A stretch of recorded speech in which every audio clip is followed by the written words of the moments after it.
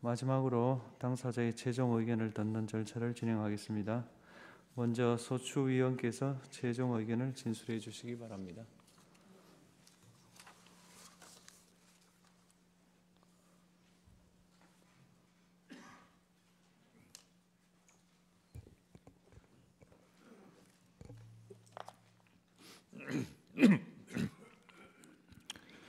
존경하는 헌법재판소 재판관님, 국회 소추위원, 국회 법제사법위원장 정청래입니다. 대한민국의 운명을 좌우할 현직 대통령에 대한 탄핵 사건을 심리하시는 동안 그 역사적 중압감에 얼마나 노후가 많으셨습니까? 민주주의와 헌법 수호에 대한 열정으로 일관해 오신 재판관님들의 노고와 헌신에 국민의 한 사람으로서 경의를 표합니다. 대한민국 민주주의와 국가 발전을 위하여 피청구인 윤석열은 파면되어야 합니다. 12.3 내란의 밤, 전 국민이 TV 생중계를 통해 국회를 침탈한 무장한 계엄군들의 폭력 행위를 지켜보았습니다. 하늘도 알고 땅도 압니다. 하늘은 계엄군의 헬리콥터 굉음을 똑똑히 들었고 땅은 무장한 계엄군의 군홧발을 보았습니다. 호수 위에 떠있는 달 그림자도 목격자입니다. 전 국민이 목격자고 전 세계 외신들도 한국의 비상계엄 친위 쿠데타를 실시간으로 타전했습니다. 내란 우두머리 피의자 윤석열을 파면해야 될 필요하고도 충분한 조건은 이미 성숙되었습니다. 대한민국 5천만 국민이 생각이 다 같을 수 없습니다. 남녀가 다르고 태어난 일시가 다르고 태어난 지역과 환경과 문화도 다릅니다. 그래서 생각도 다르고 의견도 주장도 다릅니다. 그러나 다른 것과 틀린 것은 구별되어야 합니다. 내 생각과 다르다고 다른 사람이 틀린 것이 아닙니다. 내 생각과 다르다고 차별해서는 안 됩니다. 정치적 견해가 다르다고 혐오, 멸칭하고 탄압해서도 안 됩니다. 더군다나 권력을 악용해 상대방을 탄압, 제거, 수거 대상으로 삼아서는 안 됩니다. 한 사람이 천하고 우주라 했습니다. 밤하늘에 떠있는 별처럼 국민 한 사람 한 사람은 다 존중받아야 합니다. 이것이 헌법 제10조 모든 국민은 인간으로서의 존엄과 가치를 가지며 행복을 추구할 권리를 가진다. 국가는 개인이 가지는 불가침의 기본적 인권을 확인하고 이를 보장할 의무를 진다는 헌법의 기본권 조항들을 관통하는 근본 원칙입니다. 대한민국은 국민 주권 영토로 구성되어 있습니다. 국민이 곧 국가입니다. 국민은 국가를 사랑하고 국가는 국민의 생명과 재산, 안전을 보장해야 합니다. 국민은 국가를 사랑하기에 애국가를 부르고 국기에 대한 맹세를 합니다. 대한민국 국민들은 생각이 달라도 애국가와 태극기를 사랑합니다. 국가를 위하여 개인을 희생하면서 헌신 봉사하는 애국심은 대한민국 국민이 1등입니다. 대한민국 국민은 나라를 사랑합니다. 임진왜란, 일제강점기, 한국전쟁, 군부 독재로부터 나라를 지킨 것도 국민이고 나라를 발전시킨 것도 국민입니다. 허리띠 졸라매며 자식들 교육시켜 오늘날의 민주화와 산업화를 이룬 주인공은 우리의 할아버지, 할머니, 어머니, 아버지 국민들이었습니다. 영화 기생충, 오징어 게임, BTS의 나라, 문화 강국, 올림픽 금메달의 스포츠 강국 대한민국을 이룬 것은 자랑스러운 우리의 아들, 딸 국민들이었습니다. 나라를 지킨 것도 국민이고 나라를 발전시킨 것도 국민입니다. 나라의 주인도 국민입니다. 대한민국 국민은 헌법을 사랑합니다. 헌법은 생각과 주장, 의견이 다를 때 대한민국은 이 방향으로 가자고 결정해 놓은 대국민 합의 문서입니다. 국민 전체의 약속이자 국민이 지켜야 할 국가 이정표입니다. 헌법은 나침반입니다. 헌법은 국민이고 애국가이고 태극기입니다. 대한민국 국민 누구도 헌법 위에 군림할 수 없습니다. 대한민국의 주권은 국민에게 있고 모든 권력은 국민으로부터 나온다는 것. 이것이 헌법 제1조 민주공화국의 헌법 정신입니다. 그런데 나라와 헌법을 사랑하는 국민을 총칼로 죽이려 했고 피로써 지켜온 민주주의를 짓밟고 피를 잉크 삼아 한자 한자 찍어 쓴 헌법을 파괴하려 했던 사람이 있습니다. 피로 쓴 민주주의 역사를 혀로 지우려 했습니다. 총칼로 헌법과 민주주의 심장인 국회를 유린하려 했습니다. 지금 이 탄핵 심판정에 있는 피청구인 윤석열입니다. 헌법수호 최후의 보루 헌재 재판관님, 프랑스 공화국은 관용으로 건설되지 않았습니다. 민족 반역자에게는 공소시효가 없다며 나치 부역자를 끝까지 추적해 무관용으로 처벌하였기에 역설적이게도 프랑스는 관용의 나라, 똘레랑스의 나라가 될 수 있었습니다. 오늘날 문화예술의 강국 프랑스는 이렇게 건설되었습니다. 이에 반해 우리는 1945년 8.15 광복 이후 반민특위의 좌절로 친일 부역자를 처벌하지 못했고 그 결과 정의와 불의, 애국과 매국, 민주주의와 독재가 혼재되어 민주주의에 대한 도발과 준동이 끊이지 않았습니다. 이제 타락하고 오염된 반민주적, 반헌법적 요설과 궤변의 고리를 끊어야 합니다. 갈 길이 아무리 멀다 해도 민족 정기를 바로잡아야 합니다. 평화와 문화가 꽃피는 문화예술의 강국은 민주주의 토양에서 자라는 나무입니다. 민주주의 기초는 국가 발전의 토대입니다.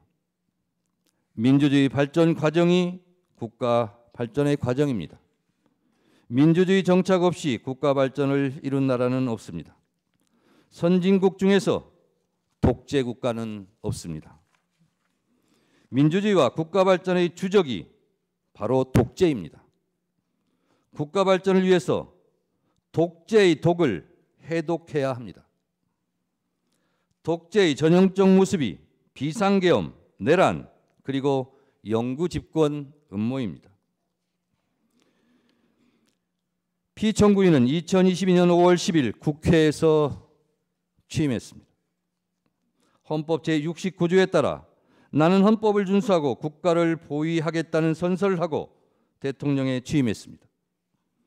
그러나 피청구인은 헌법을 준수하고 국가를 보위하겠다고 다짐했던 바로 그 장소, 국회에 계엄군을 보내 침탈하고 헌법을 유린했습니다.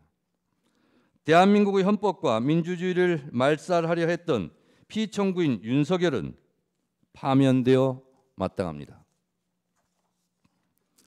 현직 대통령에게는 형사 불소추권이라는 헌법적 특권이 있지만 현직 대통령이라도 내란의 범죄를 저지른 경우는 헌법 수호 차원에서 무관용해야 한다는 것이 헌법 제11조와 헌법 제84조의 정신입니다.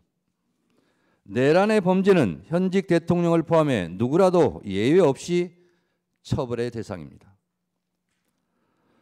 앞서 국회 법률 대리인들께서 위헌 위법한 12.3 비상계엄과 파면 사유에 대하여 그 증거와 법리를 이미 수차례 명징하게 설명했습니다.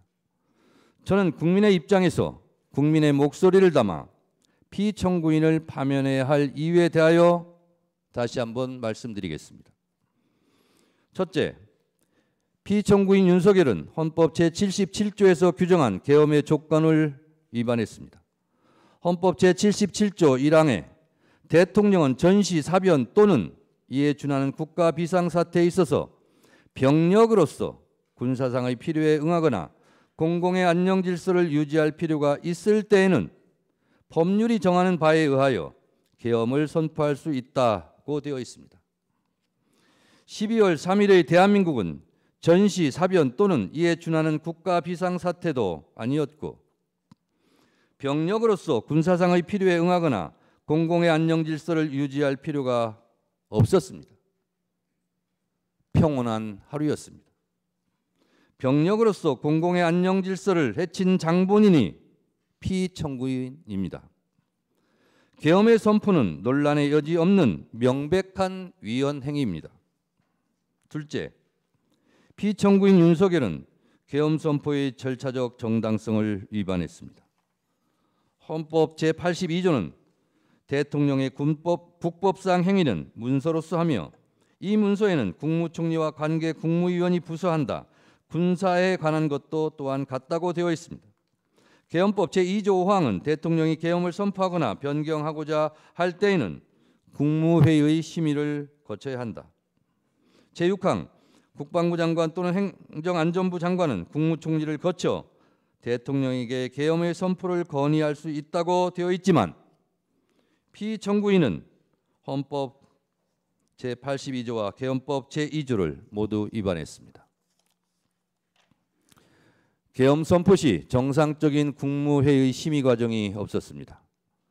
국무위원들의 증언에 따르면 국무총리를 거치는 절차도 하지 않았고 개회선언, 폐회선언, 안건 토론 등 정상적인 국무회의도 부서한 회의록 문서도 부존재해 보입니다.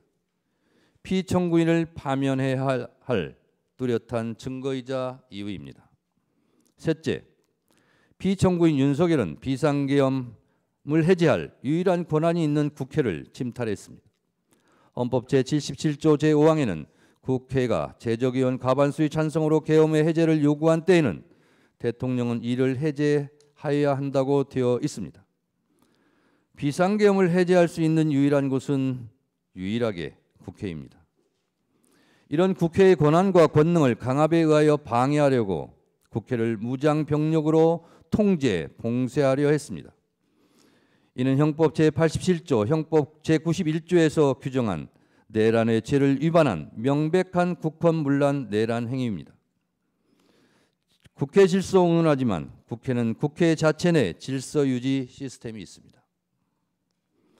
국회 유리창을 깨부수고 난입한 것은 질서 유지가 아니라 억압이고 폭력입니다. 국회 질서를 문란케 한 것은 다름 아닌 피청구인 윤석열 본인입니다. 넷째, 피청구인은 위헌위법적 포고령을 발표했습니다. 계엄포고령 1항, 국회와 지방의회, 정당의 활동과 정치적 결사, 집회, 시위 등 일체의 정치활동을 금한다는 것은 헌법 제77조 제3항을 정면으로 위반했습니다. 설령 합법적 계엄이더라도 국회에 관해서는 어떠한 특별한 조치를 할 수 없게 되어 있습니다.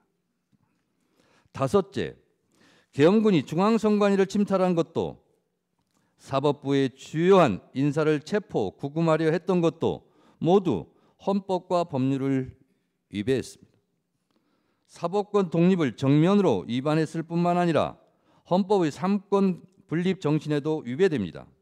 이것은 헌법 제77조 제3항, 헌법 제114조, 헌법 제105조, 헌법 제106조, 헌법기관의 독립성 정신을 위반했고 형법 제91조, 헌법기관을 강압에 의하여 전복 또는 그 권능 행사를 불가능하게 하는 것으로 규정한 국헌문란 목적 내란죄에 해당합니다. 이 외에도 피청구인이 비상계엄 이후 보여준 사법정의 파괴 행위는 국민들에게 큰 실망과 충격을 안겨주었습니다. 피청구인은 12.3 내란 사태 이후 법관이 발부한 체포영장을 거부하며 사법기관의 법 집행을 무법천지로 만들었습니다.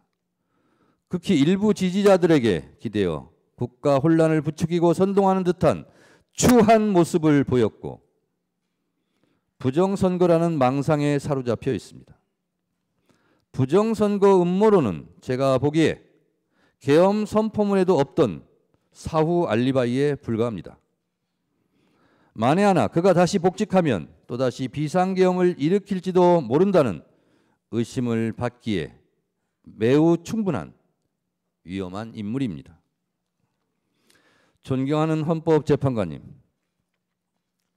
피청구인 윤석열에 대한 헌법과 법률 위반 행위는 두 차례의 준비 절차와 오늘 11차 변론 기일에 이르기까지 엄격한 심리를 거친 서증과 영상, 16명 증인들의 증언에 의하여 충분히 입증되었다고 생각합니다.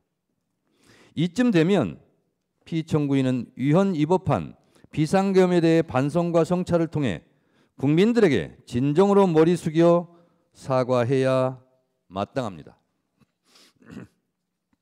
사람이라면 양심이 있어야 합니다. 그러나 피청구인은 대국민 사과는커녕 경고성 짧은 계엄이었다느니 아무 일도 일어나지 않았다느니 변명합니다.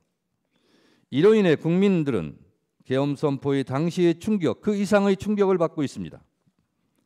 일찍 끝난 계엄이 피청구인의 공로입니까? 사상자 없이 끝난 계엄이 피청구인의 자랑입니까? 계엄의 피해를 그나마 줄일 수 있었던 것은 국회로 달려온 시민들, 계엄군을 막아선 국회 보좌진들, 장갑차를 막아선 시민들 덕분입니다. 본인도 실토했듯이 명백한 불법 명령에 소극적으로 저항했던 군인, 계엄 해제를 위해 목숨 걸고 담을 넘었던 국회의원들의 합작품입니다. 경고성 계엄이고 아무 일도 안 일어났으니 또 계엄을 하시겠습니까? 사람이라면 염치가 있어야 합니다. 대한민국은 이미 군사 독재와 비상계엄에 대한 아픈 상처를 품고 있습니다. 우리 국민들은 1980년 5월 광주를 핏빛으로 물들였던 전두환 신군부의 비상계엄을 생생히 기억하며 살아가고 있습니다. 왜 찔렀지? 왜 쏘았지? 트럭에 싣고 어딜 갔지? 망월동의 부릅뜬 눈으로 대한민국의 민주주의를 지켜보고 있습니다. 이 광주 학살의 상흔과 그 정신들이 45년 후 내란의 밤 국회를 지켜주었습니다. 노벨문학상 수상자 한강 작가의 말처럼 과거가 현재를 도왔고 죽은 자가 산 자를 구했습니다. 민주헌법 지킴이 헌재 재판관님, 피청구인은 비상계엄 긴급 담화문에서 국회는 범죄자 집단의 소굴이 되었고 자유민주주의 체제 전복을 기도하고 있고 국회가 자유민주주의 체제를 붕괴시키는 괴물이 된 것 같다. 대한민국이 당장 무너져도 이상하지 않을 정도 풍전등화의 운명에 처해 있다.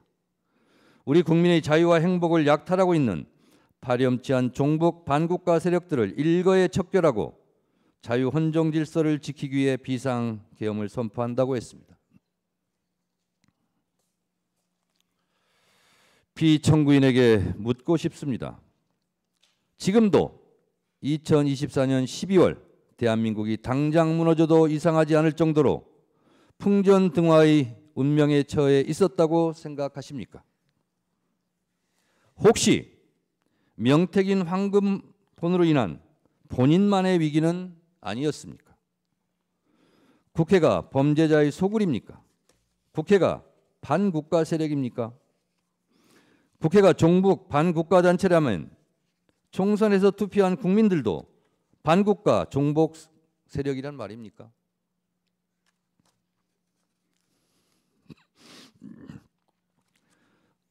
국가 예산 편성권은 행정부에 있고 예산 심의 의결권은 국회의 권한입니다. 용처를 소명하지 못해 국민 혈세 낭비로 지목되었던 검찰 특수활동비를 삭감했다고 계엄을 한다면 과학기술 분야 R&D 예산을 대폭 삭감한 피청구인은 누가 응징해야 합니까? 1%도 되지 않는 국가 예산을 깎았다고 비상계엄을 한다면 매년 비상계엄을 해야 하는데 헌재에서 탄핵이 기각되면 또 비상계엄을 할 작정입니까? 위헌 위법한 고위직 공무원들을 탄핵할 권한은 국회에 있습니다. 국회의 엄연한 합법적 탄핵 권한을 말씀하시는데 피청구인도 국회의 권한에 따라 탄핵되었고 법률적 절차에 따라 지금 이곳에서 탄핵 심판을 받고 있습니다. 피청구인 역시 헌법과 법률에 따라 20여 차례나 거부권을 행사했지 않습니까? 김건희 특검법, 최혜병 특검법 등 본인과 아내에 대한 이해 충돌이 있는 법안도 다 거부권을 행사하지 않았습니까? 국회도 대통령도 헌법과 법률에 따라 각자 권한을 행사한 것입니다. 국가기관은 헌법과 법률이 테두리 안에서 권한을 합법적으로 행사해야 합니다. 내 마음에 들지 않는다고 헌법과 법률을 깡그리 무시하고 반헌법적 내란을 획책합니까?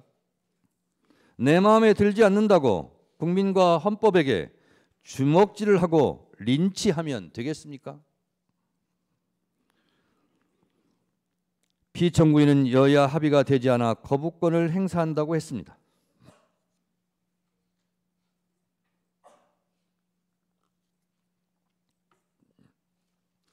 여야 합의는 헌법과 국회법 어느 법에도 존재하지 않습니다. 이런 생각 자체가 반헌법적입니다. 총선 때 한 표라도 한 석이라도 더 얻으려 노력하는 이유는 헌법 제49조에서 규정한 국회 의사결정은 다수결로 하라는 헌법적 명령이 있기 때문입니다. 여야 합의가 법 통과의 전제 조건이라면 이는 총선 민의를 부정하고 왜곡하는 반헌법적 반법률적 언동입니다. 대의민주주의 헌법 부정입니다. 뭐하러 총선합니까? 존경하는 재판관님, 피청구인은 경고성 계엄이고 아무 일도 일어나지 않았다고 가상현실에 있는 사람처럼 말합니다. 본인은 체포 지시를 하지 않았다며 전 국정원 홍장원 1차장과 전 곽종근 특전사령관의 공작이라고 주장합니다. 누구보다 피청구인에게 충직했던 두 사람이 무슨 이유로 피청구인을 모함한다는 말입니까? 피청구인으로부터 직접 지시를 들은 사람이 두 사람만의 증언도 아닌데 들은 사람들 모두 공작에 가담했다는 것입니까? 이게 가능합니까? 국회 내란국조특위에서 노영훈 방첩사 수사실장은 군사경찰의 미결수용소라는 정상적인 구금시설이 있음에도 비원 벙커를 확인하는 것 자체가 정상적이지 않았다고 증언했고, 김대우 전 방첩사 수사단장은 이재명, 우원식, 한동훈 3명에 집중하라는 지시를 받았느냐는 질의에 네! 라고 분명하게 답했습니다. 또한 이곳 재판부에서 유일하게 직권으로 채택한 증인인 조성현 수방사 제1경비단장은 역시 내부에 들어가서 의원들을 끌어내라는 지시를 들었다고 똑똑히 증언했습니다. 피청구인 측의 의원을 요원으로 둔갑시키려는 꼼수는 실패했습니다. 설령 야당이 종북 반국가 단체라서 그 주요 인사들을 체포해 구금하려 한 것이라면 집권 여당 한동훈 대표는 왜 체포하려 한 것입니까? 결국 피청구인은 반국가 세력이라는 허울을 씌워 내 마음에 들지 않는 인사들의 씨를 말려버리려 했던 것은 아닙니까? 이들을 모두 수거하고 영구 집권을 꿈꿨던 것 아닙니까? 노상원 수첩은 또 무엇입니까? 노상원 수첩 잠자리, 폭발물, 화학약품, 치밀한 수거 계획이라는 섬뜩한 내용입니다. 살해 암시, 노상원 수첩의 문재인, 유시민 등 500명 확인 사살, 정치인, 법조인, 방송인, 스포츠인 전방위 겨냥, 포승줄로 수집수 보내, 모든 좌파 세력 붕괴. 언론 보도의 제목들입니다. 평생 축구밖에 모르는 차범근 감독은 왜 해치려 했습니까? 차범근 감독은 저는 축구를 사랑하고 축구가 아닌 다른 일이나 가치에 대해서는 관심과 욕심이 없다. 내 이름이 그 수첩에 왜 적혀 있는지 황당하고 놀라울 따름이라며 저는 평화와 사랑, 행복 같은 말들이 내 삶에 채워지는 노년을 보내고 싶다고 말했습니다. 이제 몽상에 빠져있던 권력자가 무너뜨리려 한 평화로운 일상을 회복해야 합니다. 피청구인은 아무 일도 일어나지 않았다고 강변하지만 많은 일이 일어났고 계엄의 피해는 엄청납니다. 국민들은 아직도 내란성 스트레스로 잠 못 들고 서부지법 폭동 사태와 같은 끔찍한 사태를 목도했습니다. 헌법수호의 최후의 보루인 헌법재판소까지 테러 위협을 받고 있습니다. 피청구인이 저지른 내란으로 국민들은 서로 적으로 규정하고 심리적 내전 상태에 빠져 있습니다. 존경하는 헌재 재판관님, 대한민국은 수출로 먹고 사는 나라입니다. 대외 의존성이 높은 경제 구도상 국가 안정이 곧 경제고 평화가 곧 경제입니다. 민주주의 선진국 대한민국을 불안한 시선으로 보고 있는 전 세계에 우리의 민주주의 회복 능력을 보여주어야 합니다. 하루빨리 내란을 극복하고 국정을 안정시키는 것이 그 출발점입니다. 계엄에 따른 국정 혼란과 불안감으로 인한 피해가 너무도 큽니다. 1차 탄핵 소추안이 부결된 직후인 12월 9일 코스피와 코스닥은 연중 최저치를 기록했습니다. 계엄 선포 한마디에 시가총액 140조 원이 사라졌습니다. 계엄 이후 환율은 급등했고 내수 경기도 꽁꽁 얼어붙었습니다.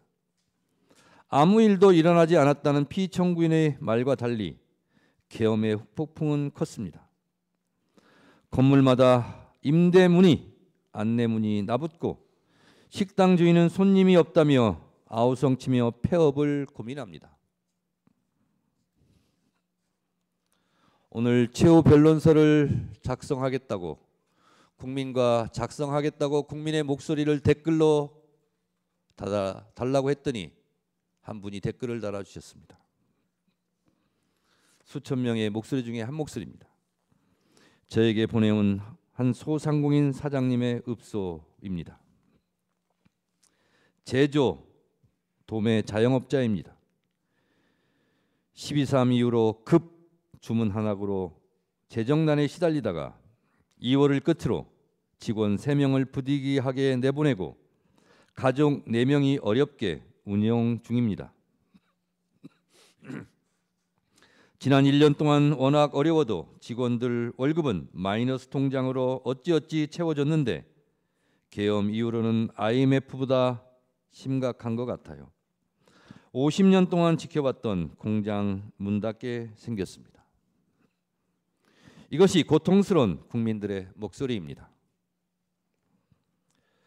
국익 추구가 최종 목표인 외교적 피해가 막심합니다. 미국 정부는 비상계엄 발표가 미국 정부의 사전에 통보되지 않았다는 점에서 당혹과 우려를 표했습니다. 트럼프 행정부와의 초기 정상외교 골든타임을 놓쳤습니다. 2024년 12월로 예정되었던 일본 나카타니겐 방위 대신의 방한, 2025년 연초로 예정되었던 이시바 시게루 일본 총리의 방안이 취소되었습니다. EU와 유럽 국가들은 한국의 민주주의 훼손에 대하여 우려를 표하고 있고 스웨덴 총리 방한이 취소되고 2025년 상반기로 예정되어 있던 마크롱 프랑스 대통령의 방한도 연기되는 등 국격 실추에 따른 피해가 너무도 큽니다. 존경하는 재판관님, 비상계엄 이후 가장 큰 피해를 입은 곳은 대한민국 국군입니다. 군부 독재의 폐해를 되풀이하지 않기 위하여 우리 헌법 제87조는 군인은 현역을 면한 후가 아니면 국무위원으로 임명될 수 없다고 규정해 군의 정치적 중립을 선언하고 있습니다. 그러나 피청구인의 사적인 목적 달성을 위해 계엄군으로 동원된 군은 자신들이 지켜야 할 국민들에게 총뿌리를 겨누었다는 오명을 쓰게 되었습니다. 실추된 군의 명예를 되살려 이들이 다시 나라와 국민을 지킨다는 자긍심으로 복무할 수 있도록 해야 합니다. 그 출발점은 군의 존재 이유를 허물어뜨린 피청구인에게 응분의 책임을 묻는 것이 되어야 합니다.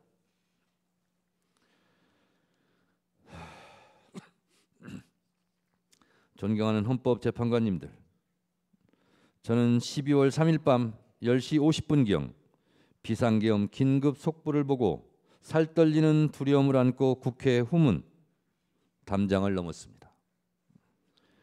계엄군이 먼저 진을 치고 있다가 체포 연행하지는 않을지 두려웠습니다. 국회 운동장 근처에서 본청으로 한 발짝씩 내디딜 때마다 36년 전 1988년 9월의 밤이 마치 어젯밤 악몽처럼 떠올랐습니다. 새벽 1시 안기부에 잡혀 지금도 알 수 없는 서울 을지로 어디매쯤 한 호텔로 끌려가 수건으로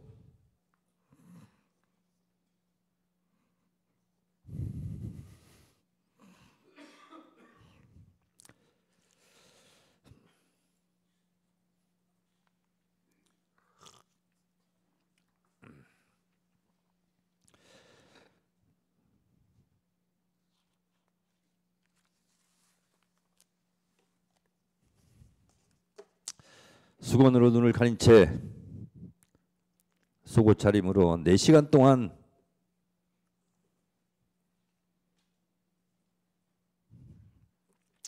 주먹질, 발길질로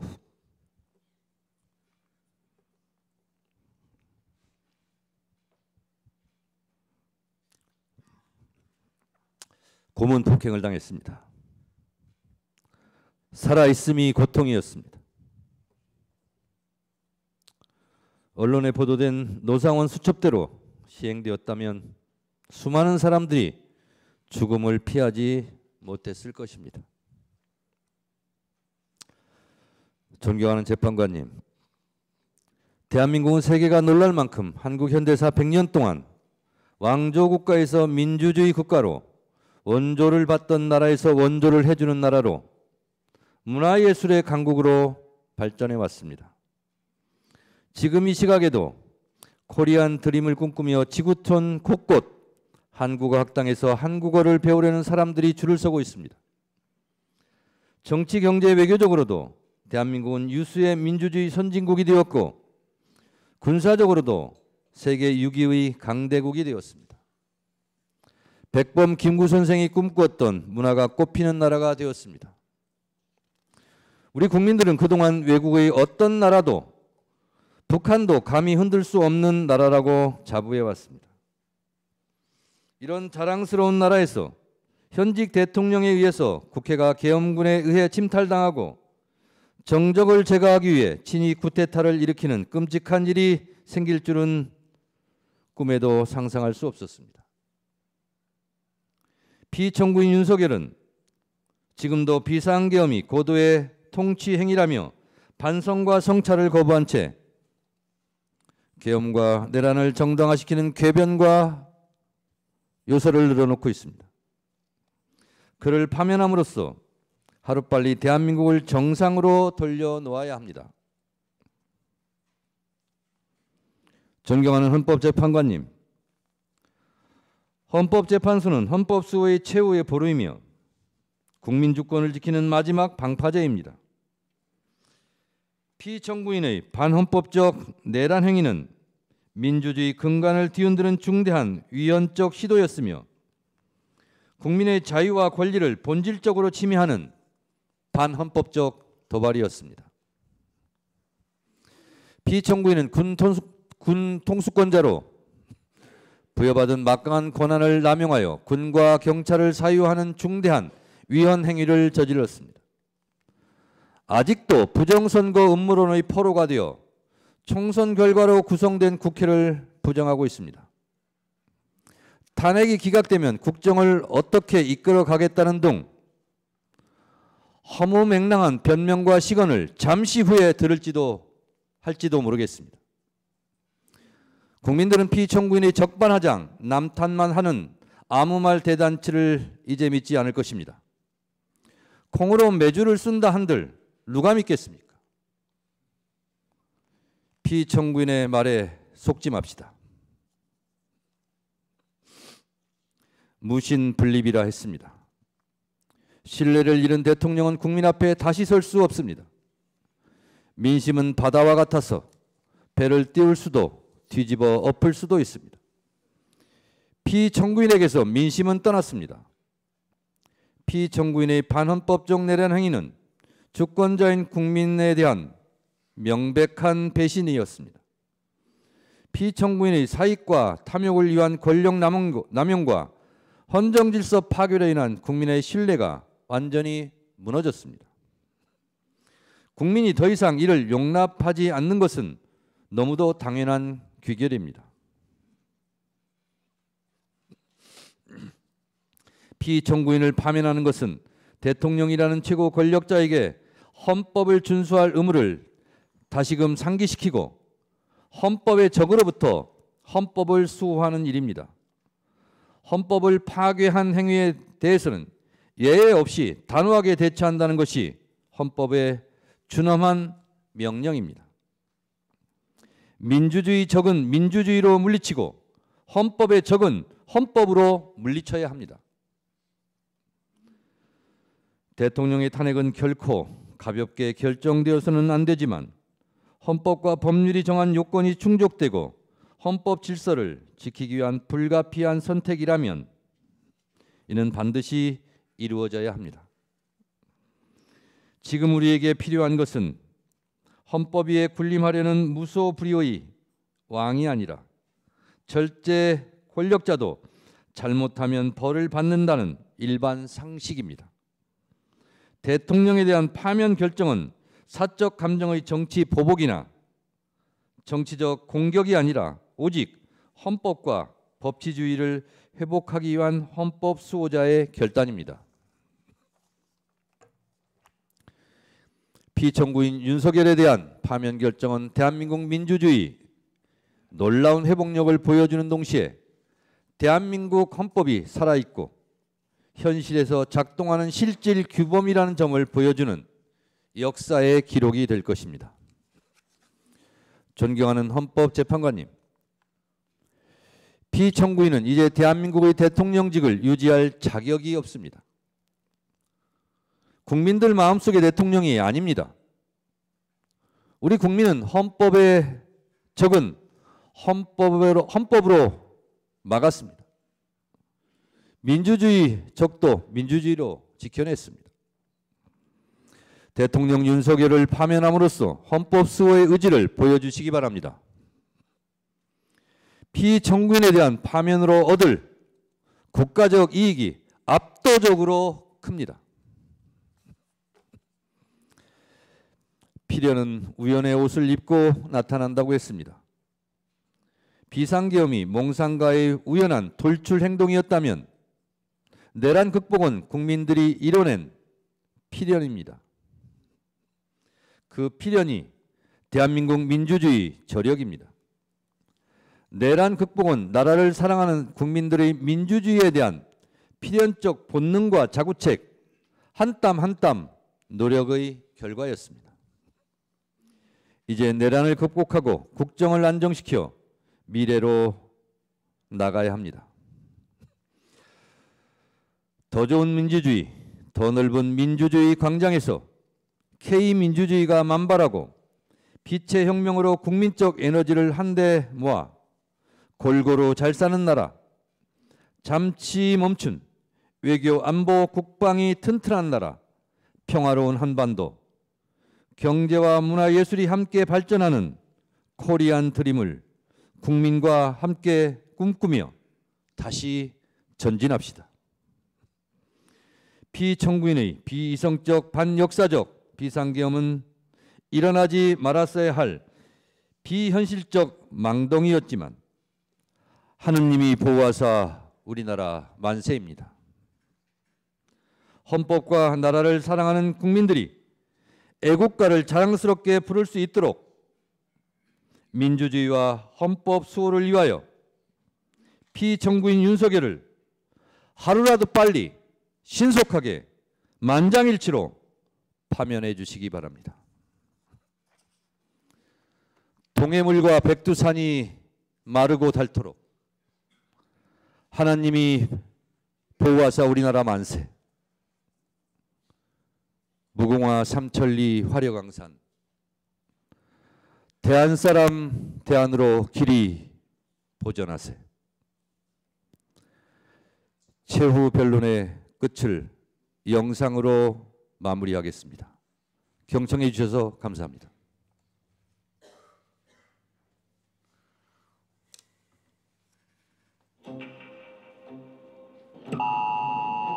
친애하는 국민 여러분, 반국가 세력들을 일거에 척결하고 자유 헌정 질서를 지키기 위해 비상계엄을 선포합니다.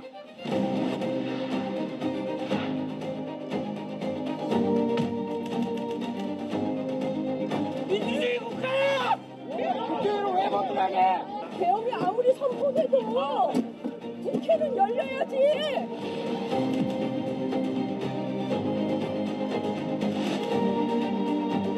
국회의원이라고 국회의원 들어가야지.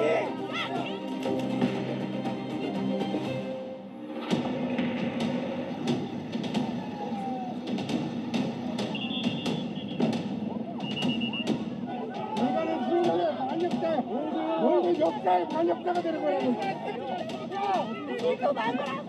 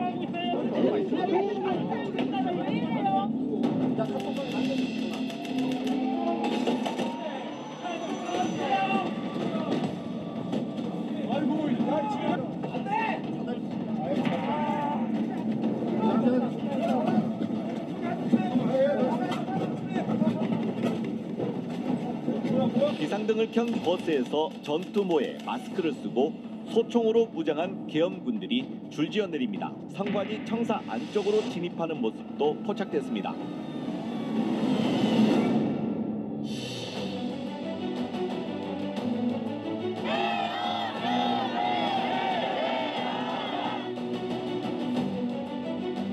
재석 190인 중 찬성 190인으로서 비상계엄 해제 요구 결의안은 가결되었음을 선포합니다. 이제 비상계엄 선포는 무효입니다. 따라서 군경은 즉시 국회 경내를 나가 자신의 자리로 돌아가기 바랍니다.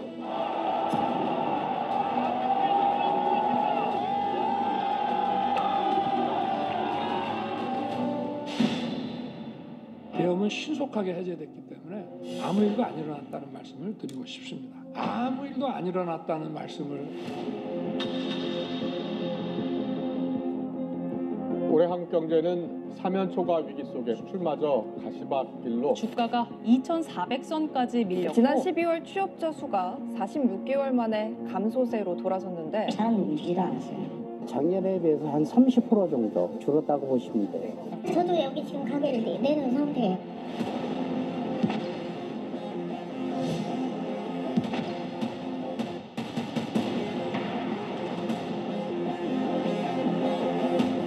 대통령께서 비화폰으로 제게 직접 전화를 하셨습니다.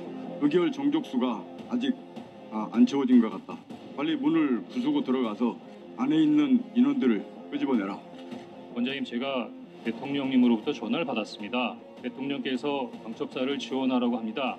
방첩사에서 지금 이재명하고 한동훈을 잡으러 다닌답니다. 00시 50분에서 01시 사이에 보안폰으로 전화하셨습니다.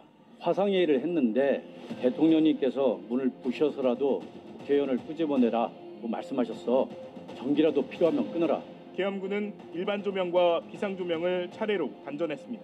이재명 대표님 있었고 야당 원내대표 있었고, 그러니까 이제 위원장이 보니까 위원장이 생각이 나고, 김명수 전 대법원장, 그리고 권순일 대법관. 부금 시설 관련된 지시와 체포와 관련된 지시는 제가 예인영 사령관으로부터 직접 지시를 받았습니다.